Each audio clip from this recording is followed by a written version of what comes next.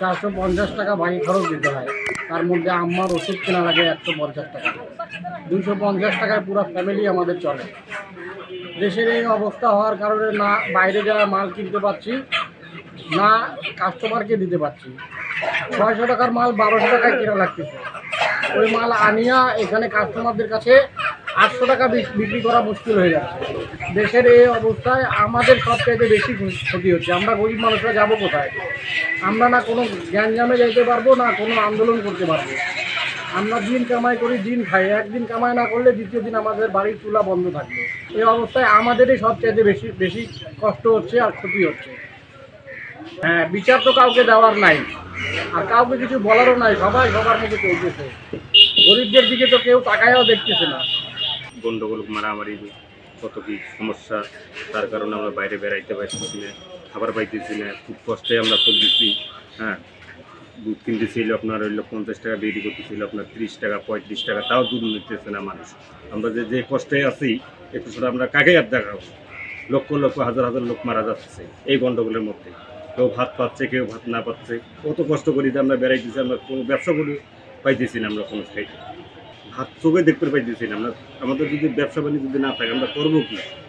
গরু একটা করে গরুর মূল্য আপনার 400-500 টাকা করে পার ডে কিনলে লাগে, তার তো টাকা পয়সা তো নাই আমাদের হাতে। ব্যবসাও তো সেই রকম চলতেছে না যে ব্যবসা বাণিজ্যে চলবে ভালো করিয়া, খাওয়া দাওয়া যে করাবো তাও না। বউ বাচ্চাও খুব কষ্টে আছে। দোকান না আসলে তো সংযোগ চলে না আমাদের, বুঝলেন? কারণ এখন তো দোকানপাট খোলা জ্ঞান হওয়ার পর থেকে তো সমস্যার মধ্যে ছিলাম আমরা। মাঝে আমরা দোকান খুলে রাখছি, বিভিন্ন লোক আমাদেরকে মানলো।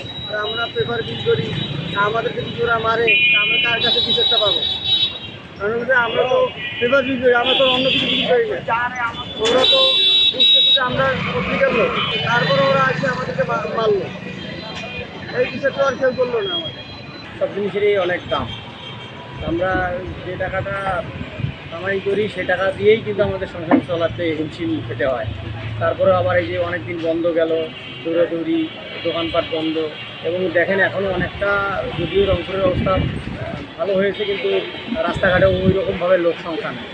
সে কারণে আমরা খুবই হিমশিমে খেয়ে যাচ্ছি। বাল বাচ্চা কীভাবে মানুষ করবো, মানে অত্যন্ত টেনশন অল টাইম বিরাজ করছে মাথার মধ্যে। কী করবো, কী না করবো, কী করবো, কী না করবো।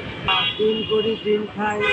আমরা একদিন ব্যবসা বা কাম না করলে আমাদের পেটে বাঁচলে না, বাচ্চা কাচ্চাদেরকে নিয়ে পরিবারকে নিয়ে আমরা খুব কষ্টে আছি। দেশের অবস্থা স্বাভাবিক হলেও কিন্তু আমরা খুব কষ্টের মধ্যে আছি। কয়েকদিন এই শহরে বন্ধ থাকার কারণে আমরা এটাই আমরা সরকারের কাছে আবেদন করি যে আমাদের গরিব মানুষদের যে করি খাওয়ার মতো সুযোগ সুবিধার্থে এই